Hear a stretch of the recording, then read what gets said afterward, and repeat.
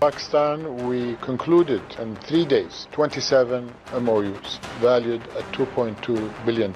And I'd like to announce that number has increased from 27 MOUs and agreements to 34. And not only these MOUs which were signed a few weeks back in Islamabad, agreements also, the ink hasn't dried and some of the projects are now under implementation, which is a great news. Afghanistan's economy in a much better shape than Pakistan.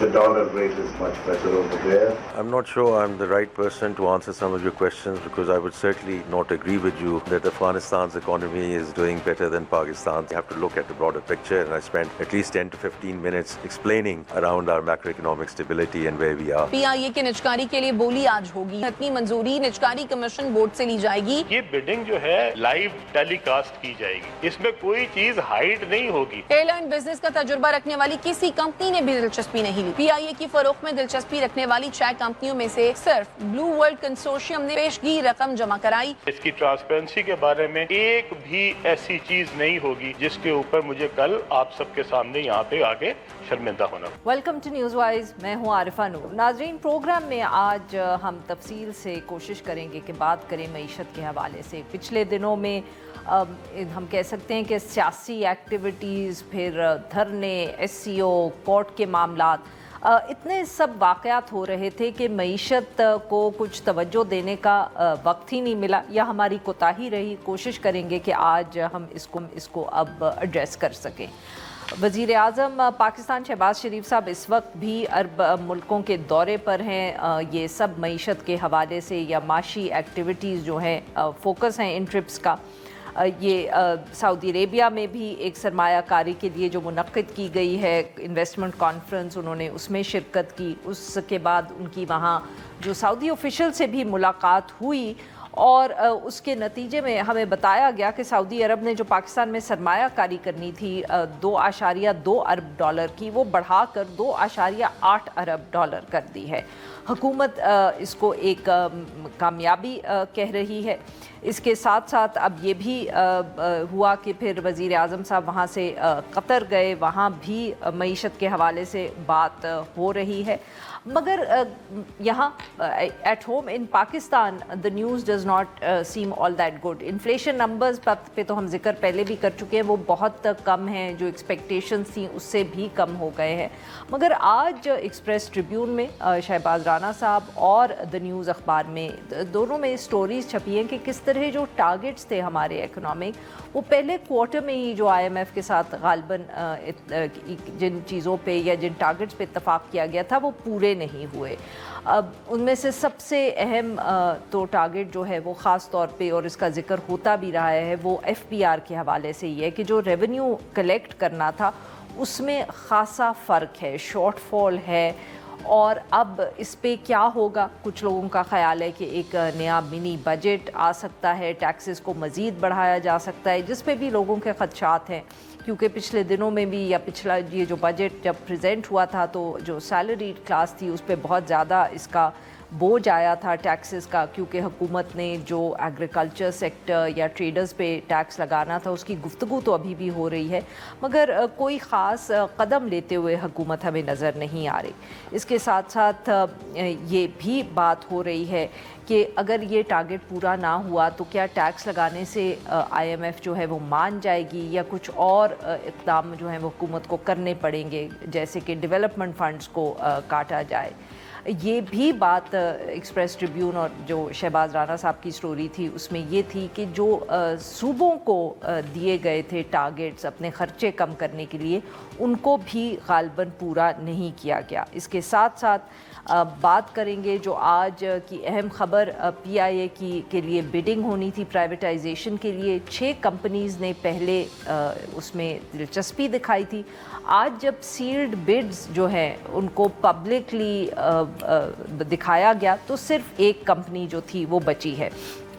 In sub issues پہ بات کرنے کے لیے آج ہمارے ساتھ موجود ہیں عزیر یونس صاحب، معاشیات ہیں، اور ہمیں جوائن کیا علی خضر صاحب نے، یہ بھی ایک سینئر صحافی ہیں اور بہت گہری نظر رکھتے ہیں فگرز پہ، اکانومی پہ۔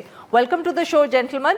آپ دونوں سے سب سے پہلے میں آغاز کروں گی، آج کی جو خبر ہے، جو پرائیویٹائزیشن کا عمل ہم نے دیکھا کہ پی آئی اے کے لیے ہو رہا تھا، 1-2 دن سے چرچا تھا اس بات کا کہ جو 6 کمپنیز جنہوں نے شروع میں دلچسپی دکھائی تھی دے بیکڈ آؤٹ۔ علی صاحب، آپ یہ ایکسپیکٹ کر رہے تھے کہ جو 6 کمپنیز تھی، اور خاص طور میں ان میں سے وہ کمپنیز جن کا تجربہ تھا ود ایویشن اور ایئر لائن کا، وہ سب بیک آؤٹ کر گئے، ایک ہی کمپنی اب رہ گئی ہے جس کی آج جو ہے وہ بڈ کو پبلک کیا گیا ہے۔ کیسے دیکھ رہے ہیں سر آپ اس کو؟ جی، آپ نے بھی شروع میں وہ چلایا نا کہ ٹرانسپیرنسی ہوگی، سب کو دیکھیں گے، تو دیکھیں بڑا ٹرانسپیرنٹ پروسیس ہے، ایک ہی بیڈ آئی ہے تو مطلب کہیں کوئی گھپلا ہی نہیں ہو سکتا، ایک بندہ اسی کو ملے گا جو بھی بیڈ ہے۔ تو یہ پروسیس ایسے ہی ہے جی، جب یہ کام شروع ہوا تھا تو اس وقت پہلے انہوں نے کہ جی پی آئی اے کا ڈیٹ آپ نے جو ہے نا ہولڈنگ کمپنی پہ ڈال دیا، بٹ وہ ڈالا جب اس کے بعد چیزیں سامنے آئیں تو بھائی آپ کی اس کمپنی پہ بھی کچھ نہ کچھ ڈیٹ رہ گیا ہوا تھا۔ اچھا، پھر یہ ہوا کہ جی وہ پرائیویٹائز ہو جائے گی تو آپ کو اتنے شیئر دے دیں گے تاکہ بورڈ پہ گورنمنٹ کی سیٹ کم ہو، تو انہوں نے اینڈ میں کہا جی ہم 70-80% شیئر نہیں دیں گے، 51% دیں گے، گورنمنٹ کی بورڈ پہ سیٹ ہوگی زیادہ۔ اور پھر انہوں نے کہا کہ جی یہ کہ آپ لوگ امپلائیز کو ریٹین کریں گے، یہ کریں گے، وہ کریں گے، تو وہ اس سے اندر جب پالیٹکس آنے لگی تو لوگ پیچھے آنے لگ گئے۔ لوگوں سے جب بات ہوئی ہے تو ایک سوال سمپل سا جواب ہوتا ہے جی کہ پی آئی اے خریدنے میں کمرشل وائبلٹی، جب کمرشل وائبلٹی نہیں ہے تو سب ہٹ جائیں گے پیچھے، کہ جو روٹس ہیں پی آئی اے کے وہ ہم اوور اس کو سیل کر رہے ہیں، پی آئی اے کتنا کمپیٹ کر سکے گی دنیا میں، پاکستان میں کتنی لوگ ڈومیسٹک ٹریفک ہے، کتنی انٹرنیشنل ٹریفک ہے، اس حساب سے مطلب وہ اس کی اور اس کی جو لائبلٹیز ہے وہ اس کو لے کے پھر کچھ سمجھ نہیں آئی۔ اور اتفاق کی بات ہے جو ایک کمپنی آئی ہے تو اس کا کوئی نہ تجربہ ہے اس چیز میں، نہ وہ ایک ریل اسٹیٹ کی کمپنی ہے، اور نہ کبھی اس کا نام سنا ہے کہ جی کبھی اس نے کوئی ایسا کارپوریٹ کام کیا ہو کہ جی واہ کام اچھا ہے یا برا ہے، کام ہی نہیں کیا کبھی ایسا۔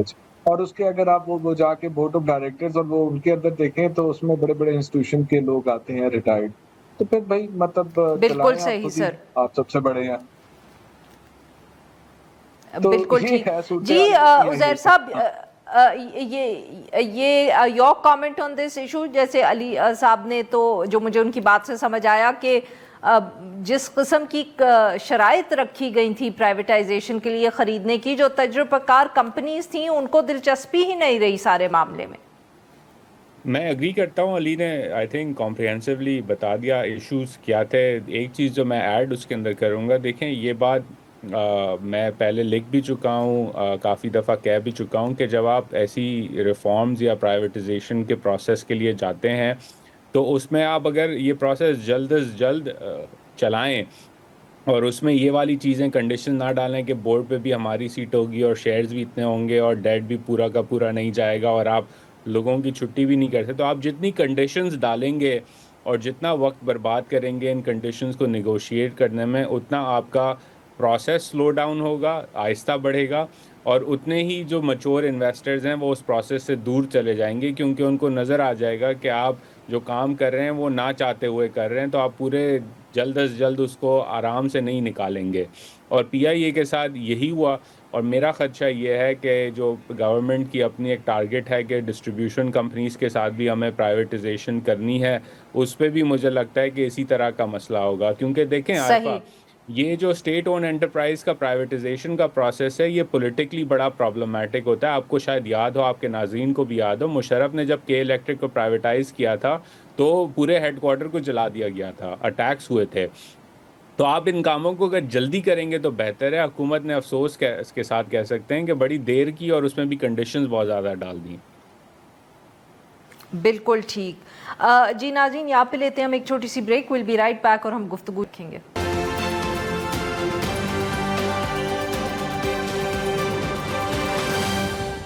ویلکم بیک ناظرین، ہم گفتگو کر رہے ہیں عزیر یونس صاحب سے اور علی خضر صاحب سے، اور ہم ان سے بات کر رہے ہیں معیشت کے حوالے سے۔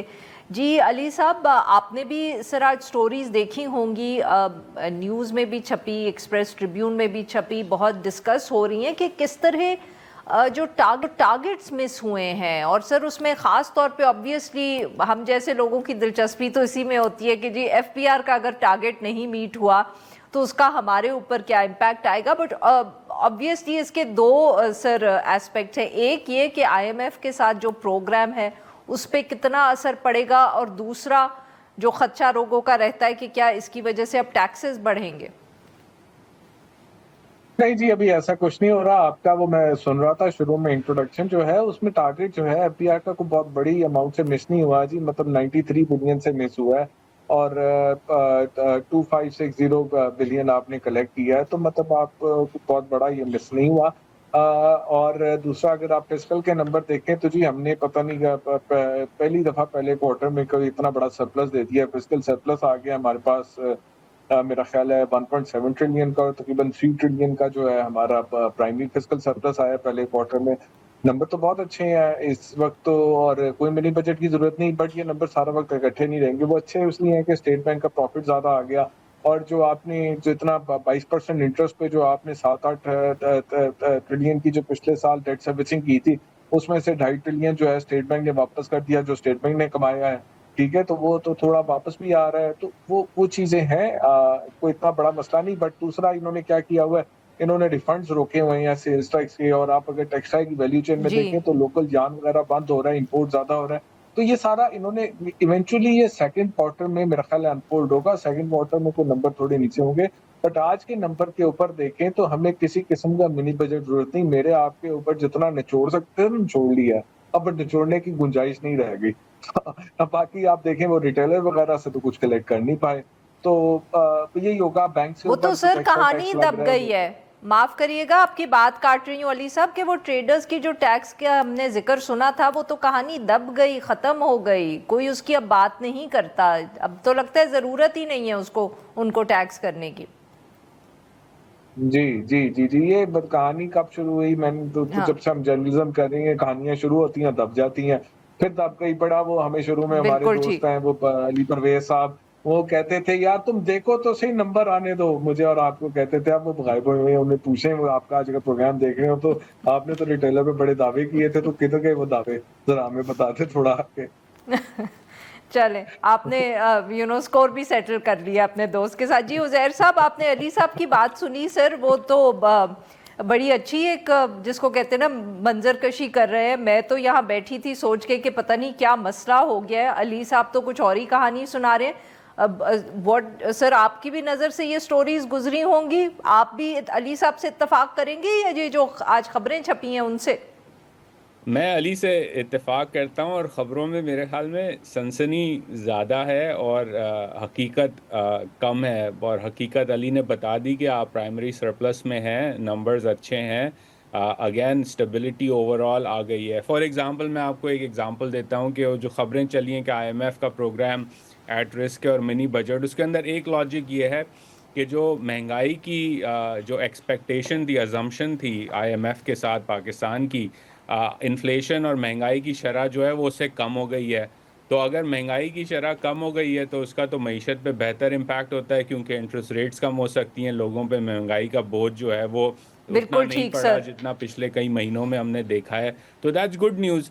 سرپلس ہے، دیٹس گڈ نیوز. اب پروونسز کے اندر ہم دیکھیں تو ایک دو جگہوں پہ بیڈ نیوز ہے اگین، جہاں سیاست جو ہے اب ایشو بن جائے گی آنے والے. میں علی سے اتفاق کرتا ہوں Q3 اور Q2 کے اندر.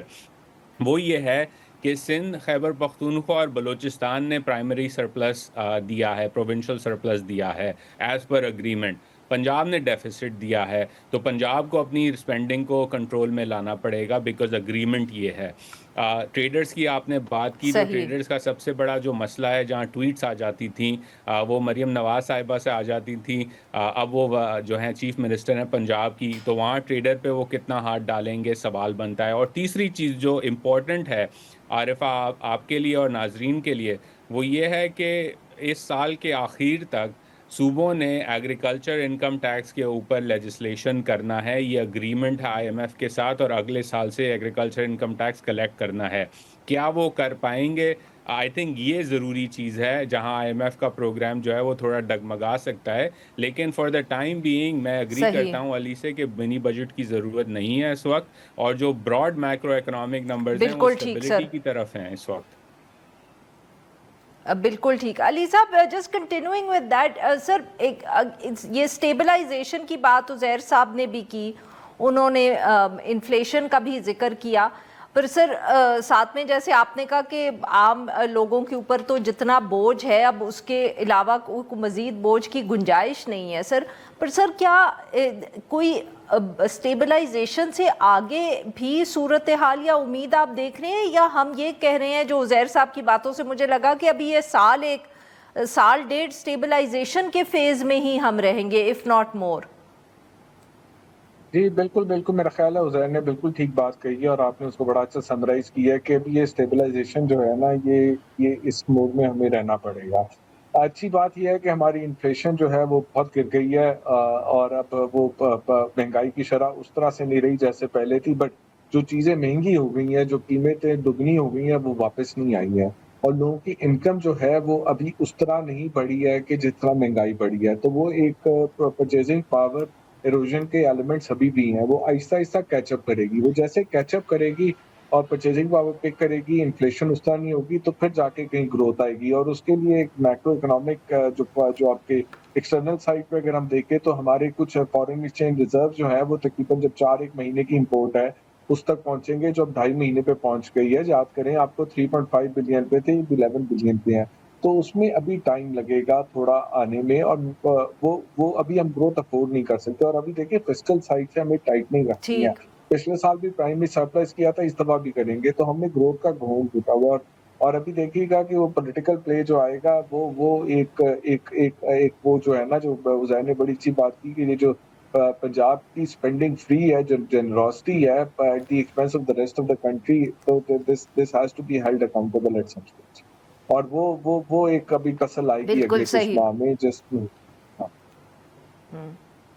عزیر صاحب آن دیٹ نوٹ, مطلب کہ جو آپ لوگ اتفاق کریں تو سر یہ جو اب انویسٹمنٹ کا ذکر ہو رہا ہے, وزیر اعظم صاحب پہلی یہاں SCO کی کانفرنس ہوئی, وہ بہت اچھی گئی, اب وہ پھر سعودی عربیہ گئے ہوئے ہیں, وہاں سے انویسٹمنٹ کا نمبر بھی بڑھ گیا ہے.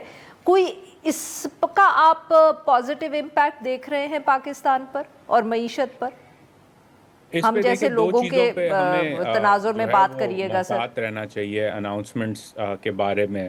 میرے نزدیک MOUs میمورینڈم آف انڈرسٹینڈنگ جو ہے وہ اس کی جو قیمت ہے وہ اس کے پیپر جتنی ہوتی ہے, اس کے آگے کام ہو تو پھر بات بنتی ہے. تو MOUs کی آپ جتنی بھی بات کر لیں, میرے نزدیک اٹس ناٹ کنسیڈرڈ ایک سیریس موو. ٹھیک ہے کانفیڈنس تھوڑا سا نیئر ٹرم میں آ جائے گا. پاکستان کو اس وقت جو ضرورت ہے وہ ضرورت ہے فارن ڈائریکٹ انویسٹمنٹ کی, جو ایکسپورٹ سیکنگ ہو, یعنی کہ جو ان سیکٹرز میں جائے جہاں سے پاکستان ایکسپورٹ ریونیو کما سکے. اس وقت اس کی جو ڈرائیو ہے یا وہ ان لاک کرنے کا جو طریقہ ہے وہ آپ نے ڈومیسٹک انرجی سیکٹر میں ریفارم لانے ہیں, آپ نے domestic as of doing business پہ کام کرنا ہے. اسٹیبلٹی سے جو آپ نے کہا آگے ہم جا سکیں گے کہ نہیں, اس کا دار و مدار ان ریفارمز کے اوپر ہے, اور اس وقت وہ ہوتے ہوئے نظر نہیں آ رہے. اینڈ آئی انڈرسٹینڈ پارشلی کہ آپ کی حکومت کا گول اسٹیبلٹی تھا تو وہ اس پہ فوکس نہیں کر رہے تھے, لیکن آپ کو اس طرف بہت جلدی جانا پڑے گا. یہ بات کھل کے فائنانس منسٹر نے واشنگٹن میں بھی پچھلے ہفتے کی کہ اب ہمارا فوکس اس طرف ہوگا, تو ہم دیکھیں گے کہ وہ کتنا اس بات کو آگے لے کے جاتے ہیں. لیکن اگر ویری کوئکلی آپ نے کیونکہ ذکر کیا کہ یہ بتائیے گا کہ یہ جو واشنگٹن DC میں ٹرپ رہا فائنانس منسٹر کا, یہ کیسا تھا؟ I mean, what did you expect from it and what happened eventually? دیکھیں جو بار ہے فائنانس منسٹرز کی وزٹ کا ہسٹوریکلی پاکستان کے لحاظ سے وہ بہت نیچے ہے, یعنی کہ امید لوگ یہی کرتے ہیں کہ کوئی نیگیٹو ہیڈ لائن نہ ہو اور IMF سے بات چیت کا جو مرحلہ ہے یا ورلڈ بینک سے یا IFC سے وہ اچھی طرح آگے چلے جائے. تو اس کے اندر آئی تھنک سکسیزفل رہے وزیر خزانہ صاحب, انہوں نے اپنی انگیجمنٹس کی, ان کی بات بھی ہوئی باقی لوگوں سے شہر کے اندر, اور انہوں نے اوپنلی ایکسیپٹ کیا کہ ابھی بہت سارا کام کرنا باقی बाकी है और उनकी प्रायोरिटी स्टेबिलिटी था. तो क्योंकि उन्होंने कोई नेगेटिव हेडलाइन इस तरह नहीं बनाई, अपने दौरे पे कोई ऐसी बात नहीं की डेट रिस्ट्रक्चरिंग के बारे में या कोई ऐसे सेंसिटिव टॉपिक के बारे में जिसकी हेडलाइन बने, तो आप जब शो के शुरू में कह रही थी कि फोकस जो है वो मईशत से हट गया, तो मैं तो यूजुअली लोगों को यही कहता हूँ कि प्राइम टाइम पे मईशत की बात अगर कम की जाए पाकिस्तान के कॉन्टेक्स्ट के अंदर तो इसका मतलब है चीज़ें बेहतर हो रही हैं. अगर प्राइम टाइम पे बातें शुरू हो जाएं तो कहीं ना कहीं मसले मसाइल पैदा हो रहे हैं पाकिस्तान की मईशत के लिए. बिल्कुल ठीक. अली साहब 30 seconds if you want to add something here sir. बिल्कुल आप ठीक है. बात है कि यहाँ पे हमें अपने आप अपनी सोच को बदलना है कि हमें अगर ग्रोथ की तरफ जाना है हमें अपनी सोच को बदलना है. उस सोच को बदलने के लिए सबसे पहले हमें IMF और वर्ल्ड बैंक इनके डेवलपमेंट प्लान से हटके अपना एक डेवलपमेंट प्लान करना है. उसके लिए हमें खुद कफील होना है, उसके लिए हमें एक्सपोर्ट ओरिएंटेड होना है. खुद से हमें अपनी जो परचेजिंग पावर रोड हुई है उसको जब डेवलप करें तो उसको एक हेल्दी स्टाइल में करें. जैसे कि आप जब वजन को कम करते हैं ना तो आपके मसल के साथ जो है वो फैट के साथ मसल भी चले जाते हैं, फिर मसल टोन अप करते हैं. तो हमें मसल टोन अप करने की जरूरत है. फैट और मसल हमने दोनों लूज कर. बहुत बहुत शुक्रिया हमारे दो मेहमानों का, उन्होंने हमारे काला. नाजरीन यहाँ पे लेंगे एक छोटी सी ब्रेक और जब हम ब्रेक से वापस आएंगे तो हम एक दफ़े फिर जिक्र करेंगे ईमान हाजिर और उनके शौहर हादी अली चट्ठा का, जिनको आज फाइनली टेररिज्म कोर्ट से बेल मिली है.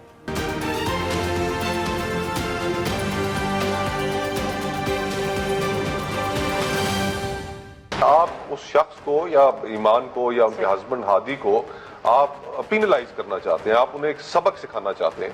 तो इस तरह तो सबक नहीं सिखाए जाते. रियासत को दिल बड़ा करके बहुत सी चीजें अंदर समो लेनी होती. वेलकम बैक नाजरीन. प्रोग्राम के इस हिस्से में हम जिक्र करेंगे जो मारूफ ह्यूमन राइट्स एक्टिविस्ट और वकील हैं ईमान मज़ारी साहिबा और उनके शौहर हादी अली चट्ठा साहब. उनको पिछले दिनों में उनका एक तल्ख कलामी हुई थी पुलिस से, एक जो जब रूट लगा हुआ था सिक्योरिटी के लिए, और उसके बाद उन दोनों को दहशतगर्दी के इल्ज़ाम में अरेस्ट कर लिया गया था. अब उसके बाद 3 दिन की कस्टडी भी पुलिस को दे दी गई और बात यहाँ तक पहुँची कि इस्लामाबाद हाई कोर्ट से मुअत्तल करवाया गया उनकी इस कस्टडी को. और आज ये खबर आई है कि जो टेररिज्म कोर्ट है उधर से उन दोनों को बेल मिल गई है. एज़ वी स्पीक इत्तलात यही है कि वो दोनों अब जेल से रिहा हो चुके हैं. इस सारे मामले पे बात करने के लिए हमारे साथ मौजूद है अतामडी साहब, वकील हैं ये ईमान हज़ारी साहिबा के. अस्सलाम वालेकुम जी, welcome to the show. Ji sir, बताएं कि गुज़िश्ता रोज़ इस्लामाबाद हाई कोर्ट में मामला गया था आफ्टर देवर कस्टडी उनकी दी गई थी पुलिस को, तो वो मुअत्तल हो गई थी कस्टडी, मगर एक और दिन गुजर गया उनको रिहा होने में. आज फिर वापस इस्लामाबाद के जो टेररिज्म कोर्ट्स हैं उधर से बेल मिली. सो ये ज़रा एक्सप्लेन करें कि हुआ क्या आफ्टर यस्टरडेज डेवलपमेंट. जब उनको गिरफ़्तार किया गया 28 को, उनको एक दिन रखा गया थाने में, और इंटरेस्टिंगली पहले तो बता नहीं रहे थे कि वो किस थाने में है. जी, और FIR भी नहीं बिल्कुल भी FIR नहीं दे रहे थे. आजकल उन्होंने नया तरीका ढूंढा है कि जिनको भी यूँ उठाना होता है सेक्रेटेरिएट थाने ले जाते हैं, इर्रिस्पेक्ट ऑफ द फैक्ट कि वहाँ की FIR है या नहीं है. तो काफ़ी देर वहाँ पे रखा गया. हमारी ज़ैनब हैं एडवोकेट, वो वहाँ पे गई, बातचीत होती रही, उनको बिठाए रखा. उसके बाद कहा कि जी हम इनको मुतलका थाने में भेज रहे हैं. थोड़ा आइडिया था कि FIR अपारा की है. उसके बाद हादी को अपारा थाने भेजा गया, जबकि ईमान को ये ले गए वुमेन पुलिस स्टेशन. जी, वहाँ मैं भी गया, बाकी साथी भी गए. हमें गेट पे रोक दिया जाता था, हमें मिलने नहीं दिया जाता था, जबकि ये हक होता है, कॉन्स्टिट्यूशनल राइट है कि 1 उनको ग्राउंड्स बताएं, 2 उनको कंसल्ट करने दिए उनके लॉयर के साथ. ये राइट उनका भी है, एज अ प्रोफेशनल ये राइट मेरा भी है कि मैं अपने क्लाइंट तक पहुँच सकूँ.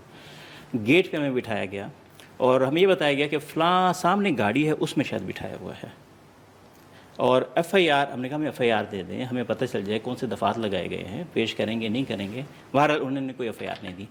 रात वैसे ही गुजरी. सुबह फिर उनको जब ATC लेके जाया गया, हमें फिर पता चला कि वाकई उन पर दहशतगर्दी का दफ़ा लगाया गया है. सही. बहरहाल हम कोर्ट में गए.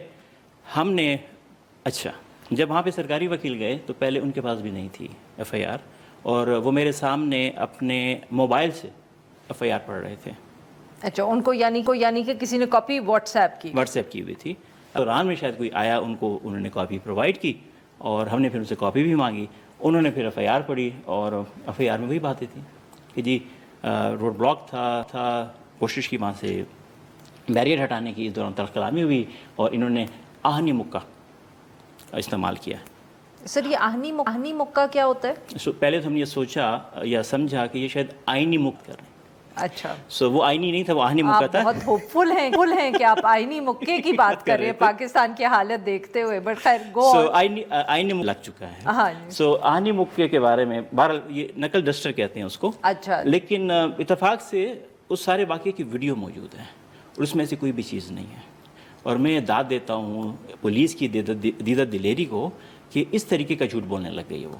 بہرحال انہوں نے یہ سر جو نقل ڈسٹر والا الزام ہے یہ انہوں نے ایمان کے شوہر ہادی علی چٹھا صاحب پہ لگایا، غالباً اب دوسری ایف آئی آر ہو گئی ہے. یہ اسی میں ہی ذکر تھا آہن مکہ کے استعمال کرنے کا. یہ دوسری ایف آئی آر ہوئی ہے کہ جی انہوں نے ریکور کروا لی ہے. اچھا کہ جی پہلے وہ مان نہیں رہے تھے، اچانک انہوں نے بتایا ہمیں کہ وہ جو میری گاڑی ٹھہری ہوئی ہے تھانے کے صحن میں، اس میں وہ میں نے رکھا ہوا ہے اور وہ چونکہ ہم نے برآمد کر لی ہے اس پہ انہوں نے علیحدہ ایف آئی آر دے دی. حالانکہ علیحدہ ایف آئی آر کی ضرورت نہیں تھی.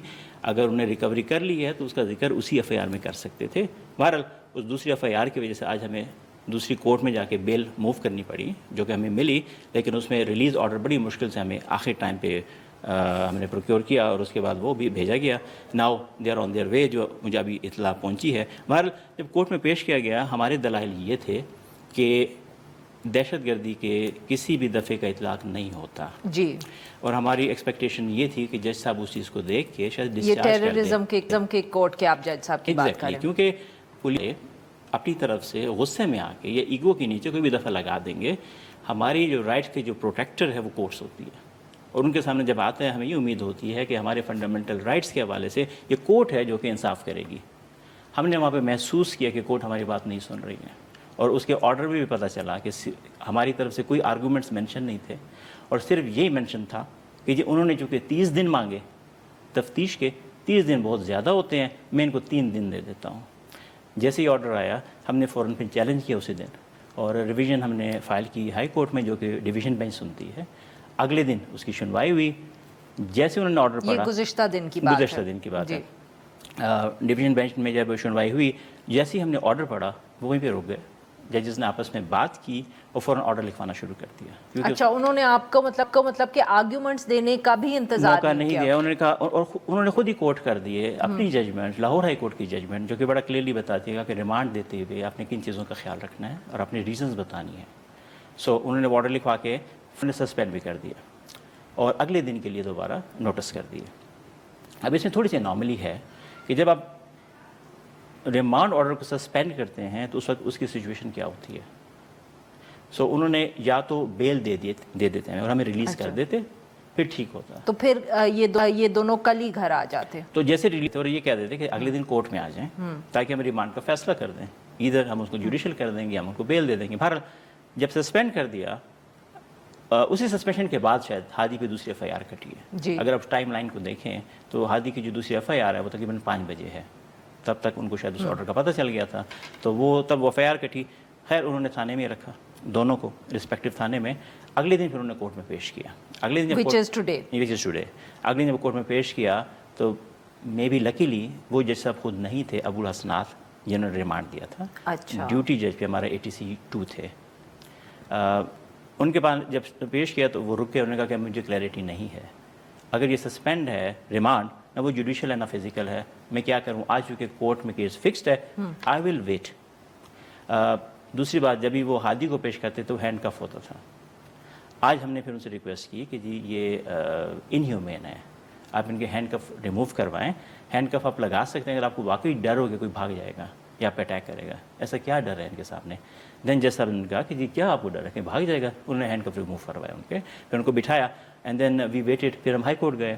ہائی کورٹ پھر آج آپ دوبارہ ہائی کورٹ. آج ہم دوبارہ ڈی بی میں جب ٹیک اپ ہوا کیونکہ جو ڈیوٹی جج تھے وہ فیصلہ نہیں کر رہے تھے. ہماری بیل پٹیشن ہمارے ہاتھ میں تھی، وہ انٹرٹین نہیں کر رہے تھے کیونکہ انہوں نے کہا تھا کہ چونکہ آرڈر ریمانڈ کا ابھی تک سیٹسفائڈ نہیں ہوا، مجھے کلیئر نہیں ہے، آئی کان انٹرٹین. آپ وہاں سے سیٹسفائڈ کروائیں پھر میرے پاس آئیں. تو آج دوبارہ جب لگا ہم نے کوئی بات نہیں کی. سرکاری وکیل پیش ہوئے، ان سے انہوں نے کہا کہ آپ آرڈر پڑھیں. جب انہوں نے آرڈر پڑھا انہوں نے سر یہ جواب ان سے پوچھا کہ آپ سمجھتے ہیں کہ یہ ٹھیک آرڈر ہے؟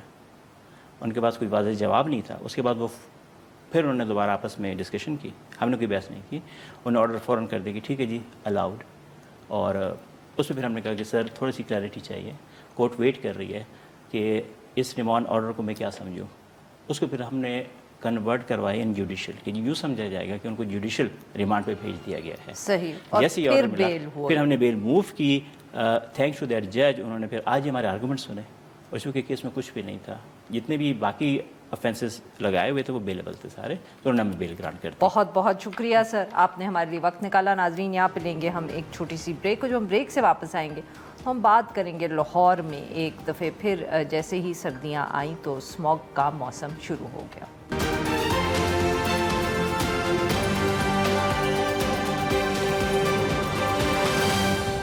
پنجاب کے اندر خصوصاً لاہور میں ایشو ہے اسموگ کا, تو یہ ڈپلومیسی ہمیں انڈیا کے ساتھ کرنی ہے. میں سوچ رہی ہوں کہ انڈین جو پنجاب کے چیف منسٹر ہیں ان کو خط لکھوں کہ یہ ایک انسانی مسئلہ ہے جس کے اوپر اگر ہم بھی اقدامات اٹھا رہے ہیں تو انڈین سائڈ سے بھی میچنگ رسپانس ہونا چاہیے. ویلکم بیک ناظرین. پروگرام کے آخری حصے میں ہم ذکر کریں گے سردیوں کے موسم میں جو پنجاب اور خاص طور پہ لاہور میں ایک بہت مسئلہ ہوتا ہے, اور وہ ہے اسموگ کا. جیسے ہی ٹیمپریچرز نیچے ہوئے ہیں تو یہ مسئلہ بڑھ گیا ہے. لاہور اس وقت دنیا کی جو گندے ترین ملک شہر ہیں ان میں سے ایک ہے. حکومت پنجاب کی نے بہت سے اناؤنسمنٹس کی ہیں جو وہ اقدامات اٹھانے کی بات کر رہے ہیں, اور وزیر اعلیٰ نے یہاں تک کہہ دیا کہ وہ جو انڈین پنجاب ہے ادھر خط بھی لکھیں گی وہاں کے وزیر اعلیٰ کو کہ ان ایشوز کو ڈسکس کیا جا سکے. مگر ساتھ میں حکومت پنجاب کی جو ہے اس نے ایک نیا جو قدم ہے اس کی بھی اناؤنسمنٹ کی ہے, اور وہ ہے گرین لاک ڈاؤن, جس کے تحت پنجاب کی جو حکومت ہے وہ لاہور کے جو کچھ علاقے ہیں جہاں شاید آلودگی بہت زیادہ ہے, Davis road, Empress road, Queen Mary road, وہاں گرین لاک ڈاؤن لگایا گیا ہے. اور اس لاک ڈاؤن کے تحت کمرشل جنریٹر چلانے کی اجازت نہیں ہوگی, تعمیراتی کام, چنگچی رکشے اور دھواں چھوڑنے والی گاڑیوں پر پابندی لگائی ہے. اس پہ بات کرنے کے لیے آج ہمارے ساتھ ہیں راجہ جہانگیر انور صاحب, سیکریٹری تحفظ ماحولیات پنجاب. ویلکم ٹو دا شو سر. جی راجہ صاحب, یہ کچھ گرین لاک ڈاؤن کے بارے میں ہمیں بتائیں کہ یہ کیا قدم ہے جو آپ لوگوں نے لیا ہے, واٹ آر دا ڈیٹیلز؟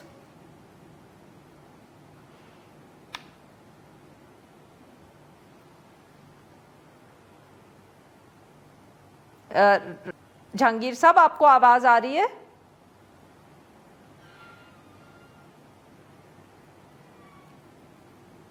جی ناظرین, آواز شاید راجہ جہانگیر صاحب کو نہیں جا رہی. ہم ان سے بات کرنا چاہ رہے تھے جو یہ گرین لاک ڈاؤن کی پالیسی یا ہم کہہ سکتے ہیں سٹیپ ہے جو پنجاب حکومت نے لیا ہے, جس میں جو لاہور شہر میں کچھ علاقے ہیں جو آئیڈینٹیفائی کیے گئے ہیں اور ان میں ان کے لیے کوئی مختلف رولز بنائے گئے ہیں from the rest of the city. Obviously smog کا جب بھی موسم آتا ہے لاہور میں تو حکومتیں بہت سارے اسٹیپس لیتی ہیں, اور جو بھی حکومت ہوتی ہے وہ بہت سے لیتی ہے, مگر جنرلی ان کے اندر ایک ہم کہہ سکتے ہیں کہ you know they are more of the same. یہی بات ہوتی ہے کہ جی جو فیکٹریز ہیں ان کے لیے کوئی اقدامات لیے جا رہے ہیں, جو وہیکلز ہیں ان پہ ان کو دیکھا جا رہا ہے, ان کی انسپیکشن ہو رہی ہے. بٹ یہ گرین لاک ڈاؤن جو ہے یہ ایک نیا قدم ہے جو پنجاب حکومت نے اس کو اناؤنس کیا ہے, اور اس میں لاہور کے کچھ جو ہم کہہ سکتے ہیں کہ بہت کمرشل ایریاز ہیں جہاں ٹریفک بھی بہت ہیوی ہوتی ہے, جیسے ڈیوس روڈ ہے, empress road, Queen Mary road, ادھر کے لیے کچھ خاص اقدامات ہیں جن میں کچھ پابندیاں بھی لگائی ہیں, اور پھر ساتھ میں یہ بھی کہا ہے کہ جو متاثرہ یہ علاقے ہوں گے وہاں سے سرکاری اور نجی دفاتر میں بھی 50% حاضری رکھی جائے گی اور 50% لوگ گھر سے کام کریں گے. اس کو امپلیمنٹ کس طرح کرے گی حکومت, یہ جو ہے اس پہ کلیئرٹی بالکل اس وقت ہمارے پاس نہیں ہے. جی راجہ صاحب, آپ کو آواز آ رہی ہے؟ جی بالکل آ رہی ہے آواز. جی راجہ صاحب, یہ بتائیں کہ یہ گرین لاک ڈاؤن کیا ہے جو آپ لوگوں نے نئی کوئی پالیسی یا سٹیپ اناؤنس کیا ہے؟ اچھا, اس میں آپ کو یہ بتانا چاہوں گا کہ یہ بیسیکلی لاہور کے اندر ہم نے کوئی 10 سے 12 एरियाज आइडेंटिफाई किए हैं जहां पे AQI एयर क्वालिटी इंडेक्स जो है थर्ड पार्टी जहां पे क्वालिटी मॉनिटर्स लगे हुए हैं वो इसको एबनॉर्मली हाई बताते हैं जी। और इन सारे एरियाज को जब हमने एग्जामिन किया तो पता चला इनमें चंद चीजें इनकी आइडेंटिकल हैं, सिमिलर हैं, और खास तौर पे ये डेंसली पॉपुलेटेड एरियाज हैं, यहाँ पे क्रॉस रोड्स है, फुटफॉल बहुत ज्यादा है, और स्कूल्स बहुत ज्यादा हैं, कमर्शियल एरियाज हैं। और ये मैं नाम ले देता हूँ जो लाहौर के नहीं सर, नाम मत लें, हमें बताएं कि how will this policy work. अब वक्त कम रह गया है हमारे पास जी। इसमें अल्हम्दुलिल्लाह ये हमने इसको ग्रीन रिंग या ग्रीन अरफुला में ग्रीन लॉकडाउन किया है जी। आज हमने वहां पे जितनी भी आज इस वक्त जब मैं आपसे बात कर रहा हूँ air quality index, otherwise it's not just for due to that green ring. Can we please talk about the policy कि वो कैसे काम करेगी? वक्त कम है, आप we lost your voice for a bit in the middle. जी, इसमें मैं बता रहा हूँ कि जी 12 स्टेप्स लिए जा रहे हैं जिसमें हमने कंस्ट्रक्शन साइट बंद कर दी हैं, 3 व्हीलर बंद कर दिया है, वहां पे कोई पार्किंग जो बिगर एरियाज है पार्किंग वहां से हटा दी गई है, वहां पे हमने ग्रीन प्लांटेशन को एक्सटेंसिव कर दिया है, वहां पे वाटर स्प्रिंकलिंग शुरू कर दी गई है, वहां पे इंक्रोचमेंट 0 पे है, वहां पे जो स्कूल्स की टाइमिंग को हम करने जा रहे हैं चेंज, वहां पे जो रात को अर्ली क्लोजर्स होंगे वेडिंग मार्कीज के और रेस्टोरेंट्स के हम उसको रिस्ट्रिक्ट करने जा रहे हैं। और ये और भी बिल्कुल सर, तो ये बताइएगा कि इससे आपका मकसद ये है कि ये जो बहुत एबनॉर्मली हाई यहाँ की पोल्यूशन है उसको आप कम कर लें to perhaps bring it down to the same level as the rest of the city? Is that the objective? Ji exactly, आपको मैं ये बता रहा था कि it's not going to be this is last one. ये तो पहला हमारा लॉकडाउन है, इसके अलावा 10 से 12 एरियाज और हैं जहाँ पे 1 किलोमीटर रेडियस में हम ये करेंगे। ये हमने जैसे कहा ना कि हमने पिछले 1 हफ्ते 10 दिन से ये मॉनिटर किया एयर क्वालिटी मॉनिटरिंग सिस्टम से कि ये एरियाज वो हैं जो बाकी शहर से ज्यादा जहाँ पे पोल्यूशन को मॉनिटर किया रीड किया जा रहा है। वहां पे ये आने वाले दिनों में हम 10 से 12 जगहों पे 1 किलोमीटर रेडियस को लेके हम करेंगे और यही इकदाम वहां भी रिपीट करेंगे क्योंकि ये एरियाज अनहेल्दी से भी आगे चले गए हुए थे। तो अल्हम्दुलिल्लाह सर ये बताइएगा कि यहाँ से आप कोई वर्क फ्रॉम होम की जो पॉलिसी का जिक्र हो रहा है वो भी क्या सिर्फ इन एरियाज के लिए है? जी बिल्कुल, सिर्फ अभी तक ग्रीन जो हमारा रिंग है या जो ग्रीन लॉकडाउन जिसको कहा जा रहा है इसी एरिया के अंदर हमारे कोई तकरीबन 25 से 30 हजार बच्चे स्कूल जाते हैं, कोई 12 बड़े स्कूल्स हैं, यहाँ पे सरकारी दफ्तर हैं, यहाँ पे जो प्राइवेट ऑफिसेज हैं, ये सारे यहाँ से वर्क फ्रॉम होम 50% पे हम ले जाएंगे और अल्टरनेट डेज पे होगा। इससे मजीद इसके अलावा भी बहुत सारे और एक्शन भी हम एज वी गो हम इसको कर रहे होंगे क्योंकि आज पहला दिन का हमें बड़ा अच्छा रिजल्ट तो मिला है। सर आपको ये लगता है, माफ करिएगा we running out of time, कि ये इफेक्टिव हो जाएगा, इससे फर्क पड़ेगा? क्योंकि एक तरफ तो आप लोग इंडियन पंजाब से बात करने की बात कर रहे हैं। जी, मैं ये 2 हिस्सों से है, एक तो मैं इस वक्त का आपको AQI दे दूं उस एरिया का, वो it has gone down to 140 और ये आप समझ सकते हैं कि जो चंद दिन पहले ये 700 तक भी था, 600 तक भी था। As far as India is concerned 140 पे आ गया after 1 day of a green lockdown. Ji exactly यही मैं बताना चाह रहा हूँ कि हमारा बड़ा टारगेटेड ऑपरेशंस हैं। हम देखें लाहौर 15 मिलियन पीपल की आबादी का शहर है, यहाँ पे 45 लाख बाइक्स हैं, 13 लाख गाड़ियां हैं, ह्यूज इतना फर्क कैसे पड़ गया एक दिन में ही? जी ये हमारा अपना मॉनिटर नहीं है, थर्ड पार्टी मॉनिटर कर रहा है इसको एयर क्वालिटी, और ये इंशाल्लाह यही हमारा इस वक्त भी लाहौर की पूरी ओवरऑल भी 170 पे है AQI, और ये आने वाले दिनों में आपको मजीद इस तरह बेहतर मिलेगा इसको, क्योंकि इंडिया से जो आता है ये इसका फिनोमेना बहुत शुक्रिया सर, आपने हमारे लिए वक्त निकाला। नाजरीन आज की we'll be back on Monday now.